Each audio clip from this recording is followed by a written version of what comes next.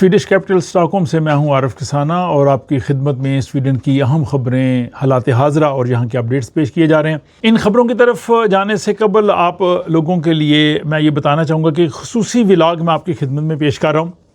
वो भारतीय पंजाब यानी इंडियन पंजाब से एक मेहमान यहाँ पर आए हैं और उनसे बहुत ही ख़ास गुफ्तगू हुई है। उनसे हमने इंडिया पंजाब के हवाले से भी बात की है, फिर वो यहाँ स्वीडन और इटली और फिनलैंड का भी उन्होंने दौरा किया है, तो इस हवाले से उनके तासरात और ख़ुसूसन वहाँ पे जो भारतीय पंजाब है वहाँ के बारे में, और एक बहुत ही जो मुझे भी वो बड़ी जो है वो इंस्पायरिंग बात लगी कि वो सिख मज़हब से ताल्लुक़ रखते हैं, लेकिन इसके बावजूद वहाँ पे अपने गाँव की एक मस्जिद है वो उन्होंने बनाई है और वहाँ पे एक दरगाह है उसकी उन्होंने तामीर नौ की है, उसके वो मतवल्ली हैं, उसकी देखभाल करते हैं, उसके बाकी सारे इंतज़ामात करते हैं।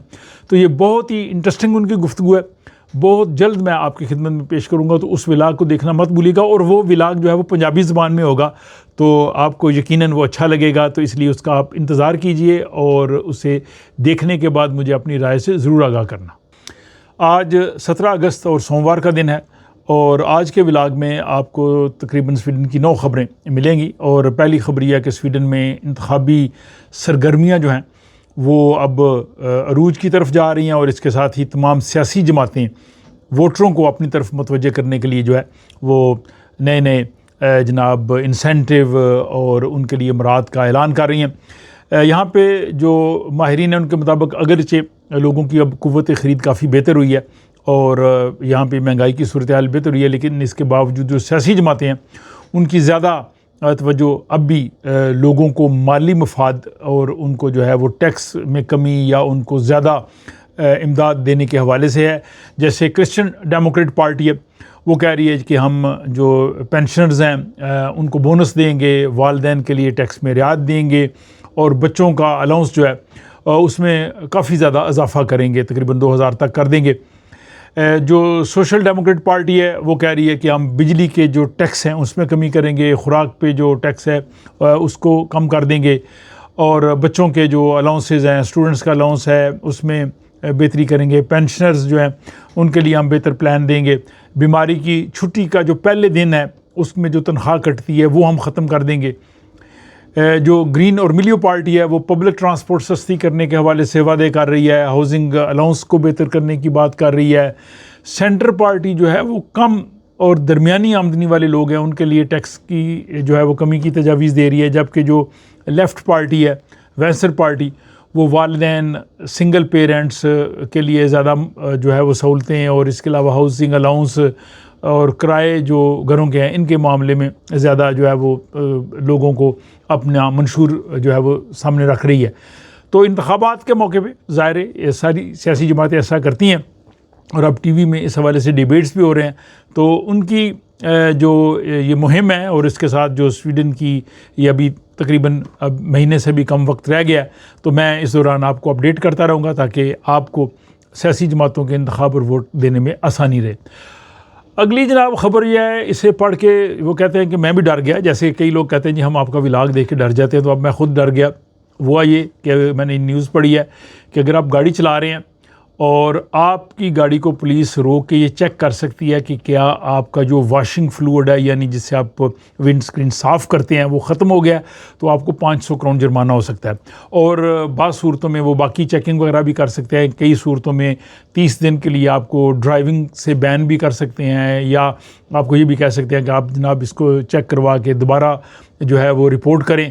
तो बहरहाल चूँकि मैंने आज सुबह ड्राइविंग की, मेरी गाड़ी में भी वॉशिंग फ्लूइड ख़त्म था, तो ये न्यूज़ पढ़ के अब मुझे भी एहसास हुआ है कि ये वॉशिंग फ्लूइड जो है वो गाड़ी में होना चाहिए। तो आप भी जनाब इसका ध्यान रखें कि जो शीशा सामने वाला साफ़ हो। जैसे अब विंटर आएगा तो उसमें तो और ज़्यादा इम्पोर्टेंट है। तो यानी गाड़ी में पेट्रोल और जो वॉशिंग फ्लूइड और बाकी चीज़ें इनका होना भी बहुत ज़रूरी है, और आपके जो वाइपर्स हैं इनका ठीक होना भी ज़रूरी है, अदरवाइज़ जो है वो फ़ाइन हो सकता है। नेक्स्ट न्यूज़ जनाब ये है कि अदालतें जो हैं वो दूसरों को इंसाफ देने के लिए होती हैं, और जज जो होते हैं ज़ाहिर है उनको एक मिसाल बनना चाहिए, ख़ुद वो जुर्म नहीं करने चाहिए। लेकिन यहाँ पे जनाब उल्टी गंगा बही है।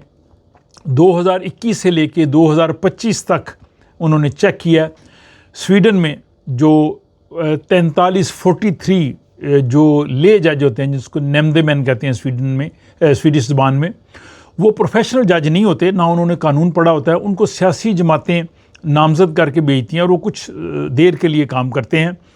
इस हवाले से मैंने एक तफसीली व्लॉग भी बनाया जिसका लिंक इसके बाद में दे दूंगा, जिससे आपको पता चल सके कि नेम्देमैन या ले जज कौन होते हैं।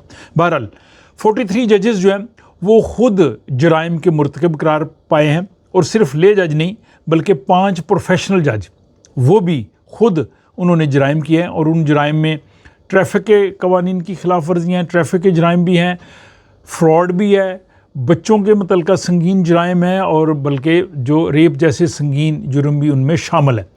तो ये एक बड़ी अलार्मिंग सिचुएशन है। और अगर हम बात करें जो ले जज 43 हैं, ये इनको मुख्तलिफ सियासी जमातें भेजती हैं।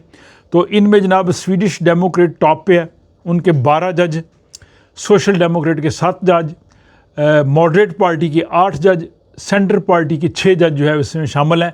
सिर्फ लिबरल पार्टी का कोई इसमें शामिल नहीं है।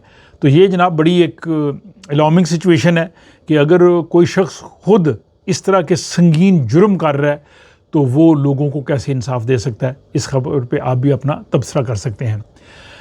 अगली न्यूज़ ये है कि जनाब यहाँ पे अक्सर बिजली की कंपनियाँ आपको फ़ोन करती हैं, कहती हैं जी हम आपको सस्ती बिजली देंगे ये वो, और इस दौरान फिर आपको कहते हैं जी आप बताएं, और फिर आप बैंक आईडी ऑन करें और ये मुआहदा, और करते करते वो आपको कहते हैं कि आप इस पे साइन करें। हुकाम का ये कहना है कि इस दौरान आप कभी भी बात करते हुए बैंक आईडी ऑन ना करें और उस पर साइन ना करें जब तक वो आप मुआहदा ना पढ़ लें, जब तक तमाम तसल्ली ना कर लें, क्योंकि कई लोगों ने ऐसे किया, फिर उनको बड़ी महंगी बिजली मिली है और फिर उनके लिए मसला हुआ है। तो या आप उसकी सारी बात सुन लें, उसके बाद कॉल बंद करें, उसको कहें जी कि दोबारा जब तुम मुझे कॉल करोगे फिर मैं बैंक आईडी ऑन करूँगा, और पहले ये भी इत्मीनान कर लें कि वाकया ही वो बिजली वाली कंपनी है, या बैंक आईडी को वैसे भी फ़ोन पे ऑन करना ठीक नहीं है। तो आप उनको कहें जी कि आप मुझे डॉक्यूमेंट्स भेजें या मुझे लिंक भेजें, मैं उसको देख के सारा करूँगा। तो ये भी एहतियात बहुत ज़रूरी है। और एक मरतबा फिर स्वीडन के इंतखाबात के हवाले से ख़बर कि जनाब स्वीडन की अब जो गलियाँ बाज़ार जो हैं वो इंतखाबी पोस्टर्स जो हैं उनसे भर गई हैं, और यहाँ पे जनाब इंतखाबी मुहिम जो है अब रंगारंग नज़र आ रही है। इसमें जनाब ये था कि अब 16 अगस्त से सियासी जमातें अपने जो पोस्टर्स हैं वो अवेज़ा कर सकती हैं, इससे पहले उनको इजाज़त नहीं थी। और इंतखाबात जब 13 सितंबर को होने उसके बाद उन्होंने ये उतारने भी हैं। तो कानून के मुताबिक एक सारा तरीक़ाकार है, उसके मुताबिक वो कर सकते हैं। मैं जल्द आपको जो स्टॉकहोम सिटी सेंटर में जहाँ पे ये इनके इंतखाबी कैंप्स हैं उनका अहवाल बताऊँगा कि किस तरह से स्वीडन में इंतखाबात होते हैं। जो यहाँ लोग हैं वो भी जो दूर दराज इलाकों में वो भी देख सकेंगे, लेकिन स्वीडन से बाहर जो लोग जानना चाहते हैं स्वीडन का इंतखाबी माहौल और यहाँ पे जो सरगर्मियाँ हैं तो उनके लिए भी जनाब अच्छा होगा। तो 13 जो सितंबर है वो वोटिंग की डेट है, लेकिन उससे पहले आप 26 अगस्त से पहले भी वोट डाल सकते हैं। लाइब्रेरीज़ में जा सकते हैं, कम्यून के ऑफिसेज में जा सकते हैं, और लोगों को यहाँ पे जो वोटिंग कार्ड है वो डिजिटली, अगर आपने खेवरा डाउनलोड किया हुआ है तो उसमें आपका आ गया होगा, अदरवाइज़ जो है कुछ लोगों को जो है वो आएगा पोस्ट के ज़रिए भी। तो ज़्यादातर लोगों, तकरीबन 6 मिलियन के करीब लोगों को डिजिटली आ रहा है, और तकरीबन 2 मिलियन के करीब लोग जो हैं उनको शायद जो है वो आए बाई पोस्ट। इसके अलावा दुनिया भर में जो स्वीडिश लोग हैं वो भी स्वीडिश एम्बेसीज़ में जाके वोट डाल सकते हैं, और कई जगहों पे इन्होंने जो इकिया है वहाँ पे भी वोट डालने की सहूलत रखी है। तो वोट ज़रूर दें। आप स्वीडन में रहते हैं, स्वीडन से बाहर रहते हैं, अगर 13 सितंबर को बिजी हैं तो आप इससे पहले दें।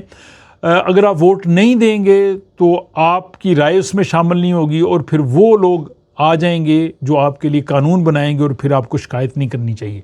तो अपने वोट का हक़ ज़रूर इस्तेमाल कीजिए। और इसके लिए मैं स्वीडिश सियासी जमातों का तारफ़ आपकी खिदमत में पेश कर रहा हूँ। चंद जमातें रह गई हैं, वो भी आप आइंदा आने वाले दिनों में देखेंगे। इस तरह 8 बड़ी जमातों के बारे में आप देख सकेंगे। और ये जो इस तरह के व्लॉग्स हैं, ये मैंने एक प्लेलिस्ट बनाई है स्वीडिश पॉलिटिक्स, उसमें जनाब आपको ये सारे इकट्ठे भी मिल जाएंगे अगर आपने देखने हों। फिर सियासत के हवाले से खबर है कभी आई है कि जो स्वीडिश पार्लियामेंट के अरकान हैं, मेंबर्स हैं, मेंबर ऑफ पार्लियामेंट, इनके सोशल मीडिया की निगरानी होनी चाहिए, क्योंकि इसमें बाज़ का धमकी अमेज़, नफ़रत अंगेज़ तबसरे भी होते हैं, तौहीन अमेज़ मवाद भी होता है, और कुछ लोग भी ज़ाहिर इनको उस तरह से ऐसे करते हैं, तो कहते हैं जी कि अगर ऐसा संगीन मामला हो तो पुलिस के पास जाना चाहिए। तो इस तजवीज़ के दोनों तरफ है, एक तरफ यह है कि आज़ादी राय वो भी है, और दूसरी तरफ यह कि नफ़रत और धमकी को रोकना भी ज़रूरी है। तो बहरहाल ये एक लाइन उनको ड्रा करनी पड़ेगी। बहरहाल आप भी इस पर आप तबसरा कर सकते हैं। अगली खबर जनाब, इस पे पहले भी कई दफ़ा व्लॉग्स बनाए हैं। बहुत बात होती है कि जो गैर मुल्की नाम होते हैं बाज़ औक़ात इनको जॉब्स के लिए प्रॉब्लम होती है। तो स्टॉकहोम यूनिवर्सिटी ने एक मरतबा फिर इस पर रिसर्च किया। उन्होंने कहा जी कि उन्होंने कुछ अरब नाम और कुछ यूगोस्लाविया के नाम लेके कोशिश की चेक करने की। तो इसमें उन्हें मुख्तलिफ़ किस्म का रिस्पांस मिला। जो तो मुलाजमतें थी IT से रिलेटेड या टीचिंग या प्री टीचिंग, वहाँ शायद ये प्रॉब्लम कम है, लेकिन कई शोबों में ज़्यादा है। लेकिन दूसरी बात यह है कि अगर किसी को उसका एप्लीकेशन वहाँ चली गई एक्सेप्ट इंटरव्यू के लिए, फिर बुलाने में ये थोड़ा कम आया। तो लोग यहाँ पे सोचते हैं नाम के हवाले से। आप लोग भी अपनी राय दे सकते हैं। और इसके बाद जनाब आज की आखिरी खबर ये, इससे पहले भी खबर दी थी कि अब 17 अगस्त से यहाँ पे स्कूल खुल गए हैं मोस्टली इलाकों पे। तो यहाँ पे उन्होंने चेक किया कि जो स्कूलों का इलाका है उसमें लोग तेज़ रफ्तारी से गाड़ियाँ चलाते हैं। वहाँ पे हद रफ्तार 30 किलोमीटर फ़ी घंटा होती है, लेकिन 7,700 गाड़ियों ने तेज़ रफ्तारी से वहाँ से सफ़र किया है। और वहाँ की उनकी रफ़्तार बहुत ज़्यादा थी, और कुछ गाड़ियों की रफ़्तार तो 70 किलोमीटर फ़ी घंटा से भी ज़्यादा थी, जो कि बहुत ही अलार्मिंग है। तो इसलिए जनाब इसमें एक तो सेफ्टी के लिए, उन बच्चों के लिए, और अपने आप को भी जो है वो परेशानी से बचाने के लिए ज़्यादा ज़रूरी है कि हर जगह स्पीड का ख्याल रखा जाए, खुसूसन जहाँ पे 30 स्पीड हो, जहाँ पे स्कूल हो, क्योंकि अब स्कूल खुल गए हैं तो बच्चों के आने जाने की वजह से वहाँ रश हो सकता है। आज के इस व्लॉग के हवाले से अपनी राय का ज़रूर इज़हार कीजिए और अपना ख्याल रखिए। आपसे मिलते हैं नेक्स्ट व्लॉग में।